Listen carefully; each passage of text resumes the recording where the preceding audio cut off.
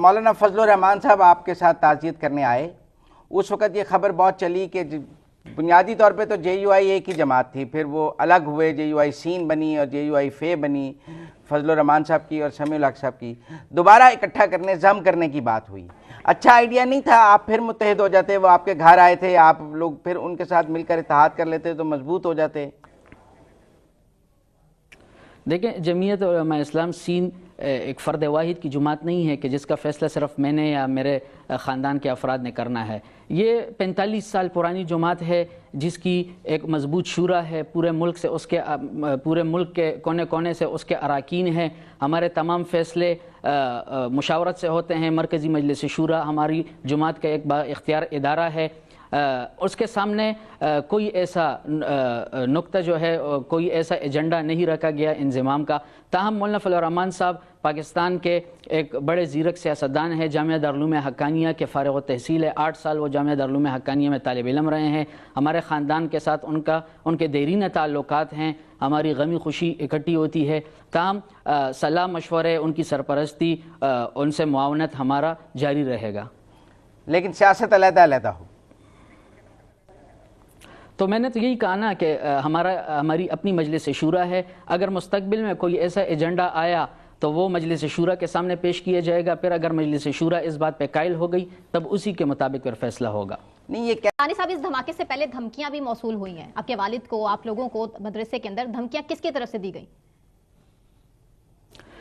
دیکھیں، جو روٹین جو سیکیورٹی ایجنسیز جو روٹین میں تھریٹ لیٹرز بیچتی ہیں، جو ٹاپ لیول سیاستدان کو، ٹاپ لیول پارٹی لیڈرز کو، علماء کرام کو، تو وہی روٹین میں جو ہے والد صاحب کو بھی تھریٹ لیٹر آیا تھا، لیکن وہ 1 سال پرانا ہے۔ آخری جو تھریٹ لیٹر والد صاحب کو سیکیورٹی ایجنسیز نے بھیجا تھا وہ 1 سال پرانا ہے۔ اس میں یہی کہا تھا کہ آپ جو ہیں، آپ کو خطرہ ہے، آپ جو ہے اپنی سیکیورٹی کا خیال رکھیں، نقل و حرکت نہ کریں وغیرہ وغیرہ، لیکن اس 1 سال میں دوبارہ کوئی تھریٹ ہمیں موصول نہیں ہوا۔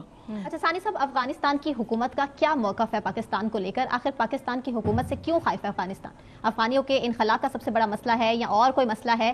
کیا آپ کے روابط ہیں؟ کیا ڈسکشن ہوتی ہے؟ یہ تو میں نہیں سمجھتا کہ وہ خائف ہیں، یا یہ بات ظاہر ہے کہ دونوں ممالک کے مابین ٹینشنز ہیں، دونوں ممالک کے مابین اختلافات ہیں، اور افغانستان خود بھی یہ خواہش رکھتا ہے کہ اس کی پاکستان کے ساتھ ایک اچھی انڈرسٹینڈنگ ہو، دوستانہ مراسم ہو، اور یہی سوچ جو ہے پاکستانی حکومت کی بھی ہے۔ لیکن ان دونوں ممالک کو یہ سوچنا ہوگا کہ آخر وہ عوامل کیا ہیں کہ جو ان دونوں ممالک کو اکٹھے ہونے نہیں دے رہے۔ تو ان دونوں ممالک کو مشترکہ ایک ٹیبل پہ اسٹیٹ ٹو اسٹیٹ حیثیت میں بیٹھ کر ان عوامل کی نشاندہی کرنی ہوگی اور پھر ان عوامل کا مقابلہ کرنا ہوگا۔ آپ کے والد جو جرگہ لے کر جا رہے تھے، جو گنڈا پور صاحب نے ایک اے پی سی کی، اس میں جو جرگہ بنایا گیا افغانستان بھیجنے کے لیے، اس کے سربراہ آپ کے والد صاحب کو بنایا گیا تھا کہ وہ جرگہ لے کے افغان طالبان کے پاس جائیں گے۔ آپ کو لگتا ہے اس جرگے کی قیادت ان کی شہادت کی وجہ بنی؟